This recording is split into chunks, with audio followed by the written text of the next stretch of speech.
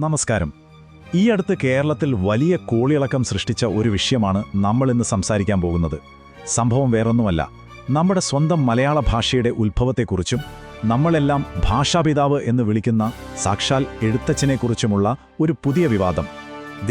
ഈ ഒരു പ്രസ്താവന, ഇതാണ് നമ്മുടെ ഇന്നത്തെ ഈ വിശകലനത്തിന് കാരണം. ഇത് കേട്ടപ്പോൾ തന്നെ ഒരുപാട് പേർക്ക് ഞെട്ടലുണ്ടായി.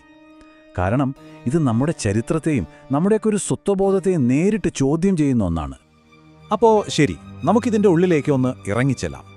എന്താണ് ഈ വിവാദത്തിന് പിന്നിലെ യഥാർത്ഥ കാരണങ്ങൾ? എന്താണ് ഇവിടെ ശരിക്കും ചോദ്യം ചെയ്യപ്പെടുന്നത്? നമുക്ക് നോക്കാം. ഈ വാദത്തിന് പ്രധാനമായും 3 ഭാഗങ്ങളുണ്ട്. ഒന്നാമതായി, മലയാളത്തിലെ ഗദ്യസാഹിത്യത്തിന് അടിത്തറ പാകിയത് മിഷണറിമാരാണെന്ന് പറയുന്നു. രണ്ടാമതായി, എഴുത്തച്ഛൻ്റെ സ്വന്തം കൈപ്പടയിലുള്ള ഒരു താളിയോല പോലും നമുക്ക് കിട്ടിയിട്ടില്ല, അതുകൊണ്ട് അദ്ദേഹം ജീവിച്ചിരുന്നു എന്നതിന് ഭൗതികമായ തെളിവുകളില്ല. പിന്നെ മൂന്നാമതായി, അദ്ദേഹത്തെ ഇങ്ങനെ ഭാഷാപിതാവായി ഉയർത്തിക്കാട്ടുന്നത് പിന്നീട് കെട്ടിച്ചമച്ചൊരു കഥയാണെന്നും വാദിക്കുന്നു. അപ്പോൾ നിങ്ങൾക്ക് മനസ്സിലായി കാണുമല്ല, ഇത് വെറുമൊരു ചരിത്ര തർക്കമല്ല.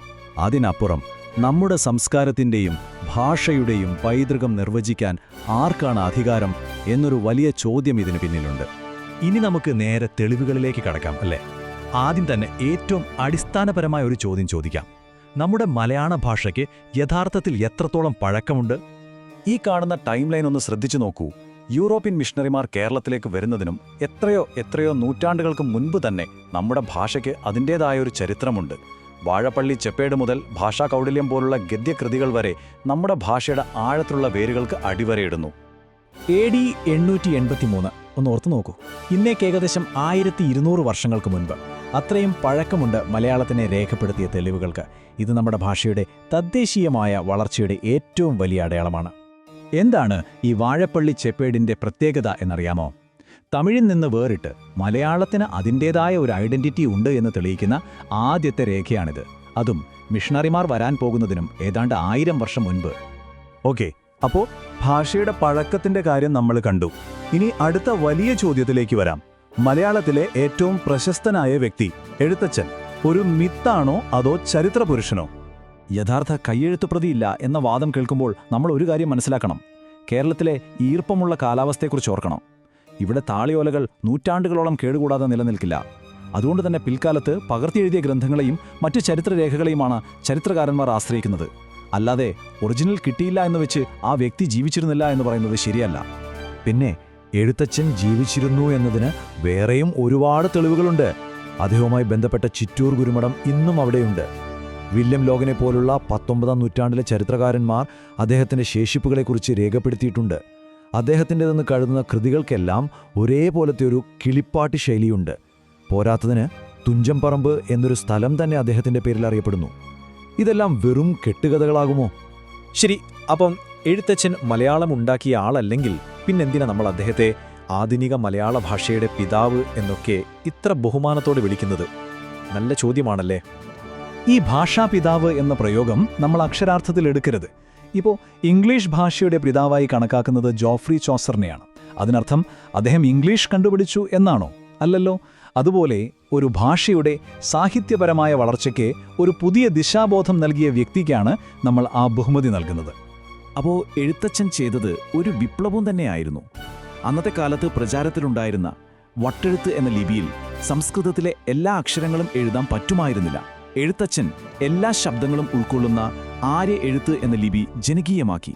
എന്നിട്ട് കിളിപ്പാട്ട് എന്ന ലളിതമായ ശൈലിയിൽ രാമായണവും മഹാഭാരതവും പോലുള്ള വലിയ ഗ്രന്ഥങ്ങൾ സാധാരണക്കാർക്ക് മനസ്സിലാവുന്ന ഭാഷയിൽ എഴുതി.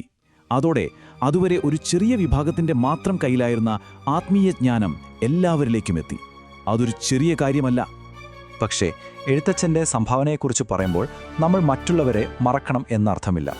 നമുക്ക് കുറച്ചുകൂടി പൂർണ്ണമായ, കുറച്ചുകൂടി സത്യസന്ധമായ ഒരു ചിത്രം നോക്കാം. അതെ, ക്രിസ്ത്യൻ മിഷണറിമാരുടെ പങ്ക് വളരെ വലുത് തന്നെയാണ്, അതിലൊരു സംശയവുമില്ല. കേരളത്തിലേക്ക് അച്ചടി കൊണ്ടുവന്നത് അവരാണ്. ഹെർമൻ ഗുണ്ടർട്ടിനെ പോലുള്ളവർ വലിയ നിഘണ്ടുകളും വ്യാകരണ ഗ്രന്ഥങ്ങളും തയ്യാറാക്കി.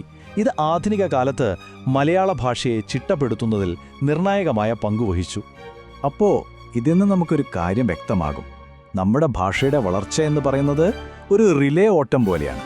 9ാം നൂറ്റാണ്ടിൽ ആദ്യകാല എഴുത്തുകാർ തുടങ്ങിവെച്ചത് 16ാം നൂറ്റാണ്ടിൽ എഴുത്തച്ഛൻ ഒരു പുതിയ തലത്തിലേക്ക് കൊണ്ടുപോയി.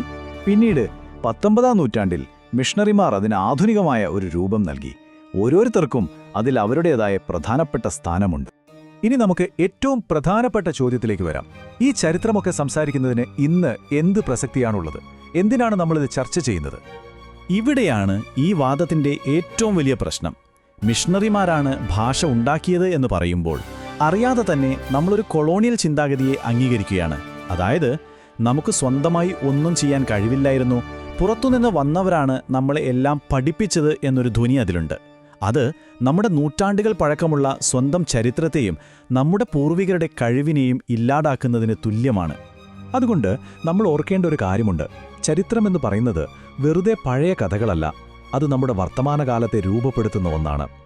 ഇന്ന് നമ്മൾ ആരുടെ കഥയാണ് പറയുന്നത്, ആരുടെ പാരമ്പര്യമാണ് ആഘോഷിക്കുന്നത് എന്നതിൻ്റെ രാഷ്ട്രീയം കൂടിയാണത്.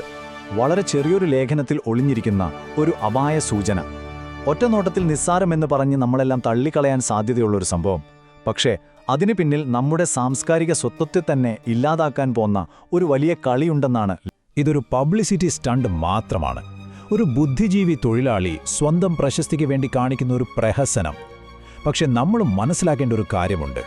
ഈ കാണുന്ന വിശദീകരണം ശരിക്കും പറഞ്ഞാൽ ഒരു കെണിയാണ്. ഇതിൻ്റെയൊക്കെ പിന്നിൽ ഒളിഞ്ഞിരിക്കുന്ന വലിയ ലക്ഷ്യങ്ങൾ നമ്മൾ കാണാതിരിക്കാൻ വേണ്ടിയുള്ളൊരു തന്ത്രം. ഈ ഗൂഢാലോചനയുടെ ചുരുളഴിക്കാൻ നമ്മൾ ഓർമ്മയിൽ സൂക്ഷിക്കേണ്ട നിർണായകമായ ഒരു സംഭവമുണ്ട്. നമ്മളാരും ഒരിക്കലും മറക്കാൻ പാടില്ലാത്ത ഒന്ന്. അതെ, മലയാളം സർവകലാശാലയിൽ നടന്ന ആ വിവാദം. അത് ഈ വലിയ ചിത്രത്തിലെ ഏറ്റവും പ്രധാനപ്പെട്ട ഒരു കണ്ണിയാണ്. ഇതിൻ്റെ ഗൗരവം നമ്മൾ പൂർണ്ണമായി ഉൾക്കൊള്ളണം. നമ്മുടെ ഭാഷയുടെ കാവൽ കേന്ദ്രമാണ് മലയാളം സർവകലാശാല. അവിടെയാണ് ഇങ്ങനെയൊരു പ്രഖ്യാപനം വരുന്നത്. ഒരു പ്രതിമയും അവിടെ സ്ഥാപിക്കാൻ അനുവദിക്കില്ല. ഇത് വെറും ഒരു ഭരണപരമായ തീരുമാനം മാത്രമല്ല, ഇത് പ്രതീകാത്മകമായ ഒരു ആക്രമണമാണ്. ഭാഷയുടെ ഹൃദയത്തിൽ നിന്ന് തന്നെ ഉയരുന്ന ഒരു അപകടകരമായ സന്ദേശമാണത്. ഈ ഗൂഢാലോചനയുടെ പ്രവർത്തന രേഖയാണ് നമ്മളിപ്പോൾ കാണുന്നത്. 3 ഘട്ടങ്ങളുള്ള അതിവിദഗ്ധമായൊരു പദ്ധതി.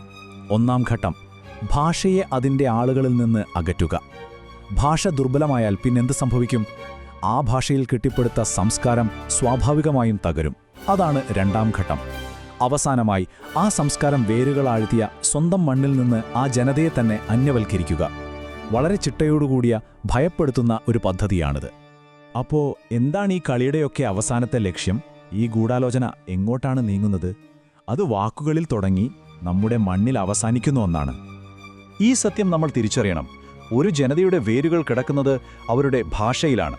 ആ ഭാഷാപരമായ വേരുകൾ അറുത്തുമാറ്റിക്കഴിഞ്ഞാൽ അവരെ അവരുടെ സംസ്കാരത്തിൽ നിന്നും ഒടുവിൽ സ്വന്തം മണ്ണിൽ നിന്നും പിഴുതെറിയാൻ വളരെ എളുപ്പമാണ്. അതുകൊണ്ടുതന്നെ ഭാഷയ്ക്കെതിരായ ഓരോ നീക്കവും ഈ 1-ാം ഘട്ടത്തിന്റെ തന്ത്രപരമായ പ്രയോഗമാണ്. എന്തിനാണ് നമ്മൾ ഇതിനെ ഇത്ര ഗൗരവമായി കാണേണ്ടത്? ഈ സൂചനകളെ അവഗണിക്കുന്നത് എന്തുകൊണ്ടാണ് അപകടകരമായ ഒരു തെറ്റായി മാറുന്നത്?